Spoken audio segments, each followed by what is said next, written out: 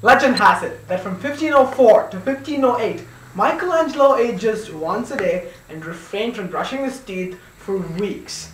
I know what you're thinking, that's me in football season. However, Michelangelo's goal was not to watch 22 fit strong men run around while those who actually needed the exercise sat down to watch him. The fruits of his labor adorn the 12,000 square foot ceiling of the Sistine Chapel. A lot has changed since then. No one spends even 4 minutes, let alone 4 years, focused on a single task. Hey, I listen to music, change my status on an ever-changing Facebook, and can still churn out 3 to 4 pages of double-spaced Times New Roman gibberish.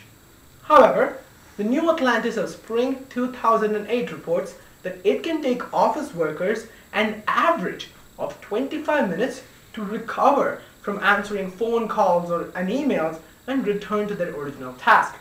Multitasking is a concept that has a cult following among college kids, corporate clowns, and even Joe the Plumber, leading to poor papers, collapsing corporations, and permeable pipes. Hence, we need to understand that multitasking is not a blessing designed to magically boost your performance, but a curse that could end all life on Earth. Granted, that's the worst case scenario. So, let's take a classic trip through the ADS trifecta of problems, effects, and solutions. Relax, we are going to go through this one thing at a time. Initially, multitasking creates 2 problems for the 21st century Homo sapiens. Multitasking causes people to lose focus. Second, multitasking kills people. At first, multitasking causes people to lose focus. Stay with me here.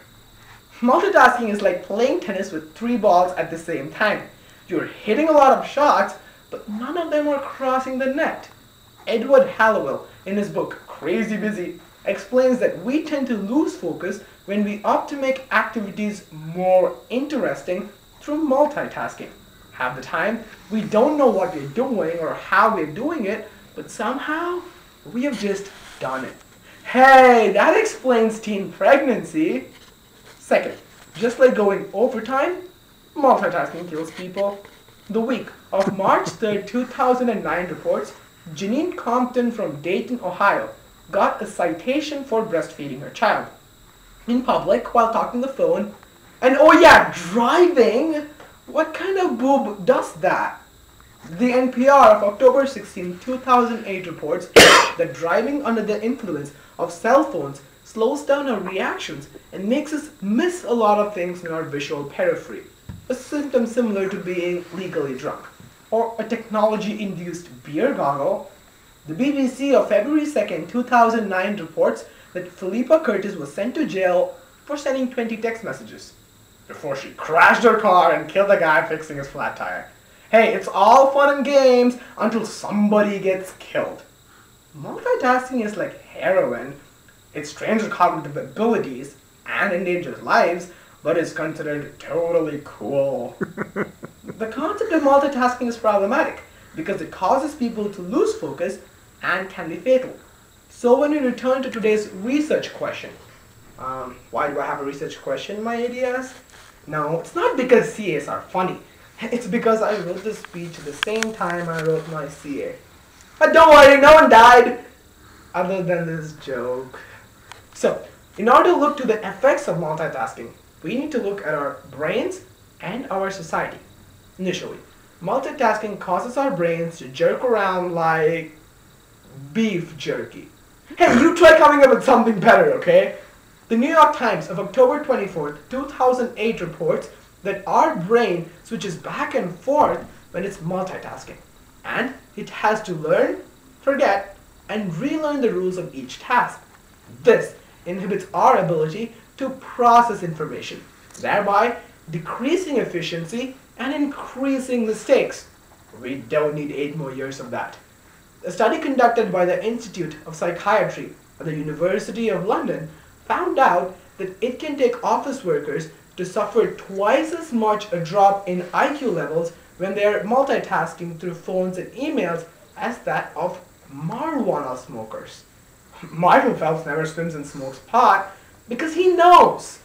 And knowing is half the battle won. But the evil genius that is multitasking doesn't stop for anything other than world domination. It seems as if our entire society is built around the concept of multitasking. The iPhone allows you to talk on the phone, text messages, download porn, play video games, and even make flatulent noises, all while driving or sitting and not listening to me.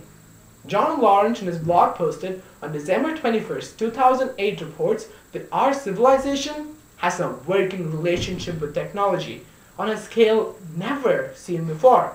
While it's legally possible to divorce your car, it's ethically impractical to break up with your browser.